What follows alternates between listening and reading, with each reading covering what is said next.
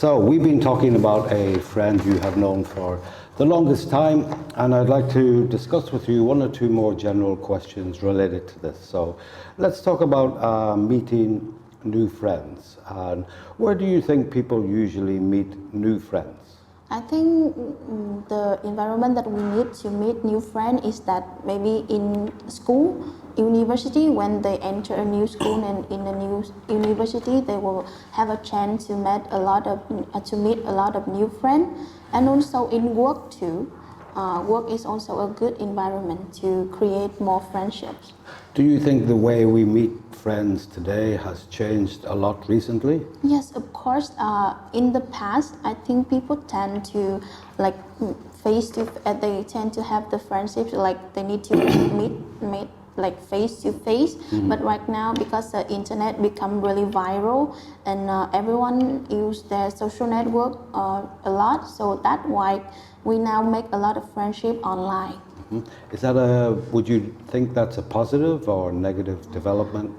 For me, from my observation, I think that I don't really like the internet, so I don't think it's really negative, because when it's online, everything maybe it will be fake, and we don't know it's real or not. So it's to be more reassured about the situation. We meet a new friend and about his or her personality, I think we should meet in the real life, and then we can develop the friendship online. Okay. And do you think it's important to have both male and female friends? I don't think it's really important, but because each kind of person, they have their own taste of friends, so male or female is not really matter for me. Maybe you just play with boy, and maybe you are the type can only play with girls. And do you think friends usually come from the same social background? Actually, I think it's one of the factors that made a new friendship, but it's not really important, because when we enter a more diverse environment like university, they can help you to meet a lot of new friends from different background. Let's go back to talking about social media, yeah? Yes. And you said before there are many fake profiles, friends, etc. How can we know if someone's genuine or fake?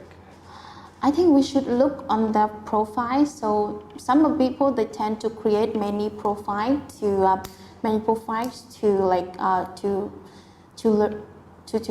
talk about their many philosophy or something that really not really trustworthy. And I think that we can look and see that if they share a lot of information about themselves, but it's with picture that we can really we can trust, I think that is a good profile. But for some people, they didn't have anything online, I don't think we should trust them, or just they have really few history. I think we shouldn't trust that kind of person. Why do you think some people do make these fake profiles? What are they trying to gain? Maybe I think that for the fake profile, first is they are bad at making new friends in real life, so they get more confident when they go online, and they can create their profile that really beautiful and make everyone look up to them.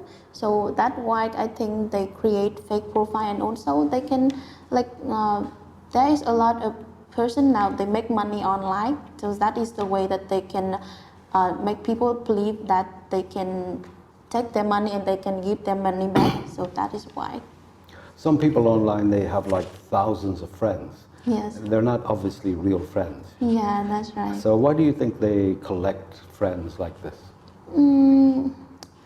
I don't think that is a good thing to do, because when you have too many friends, maybe you don't know a lot of not really good friends, but when you have some scandal or some bad thing happen online, the news can spread really fast, and then with a lot of friends you can be judged online, so that is not good.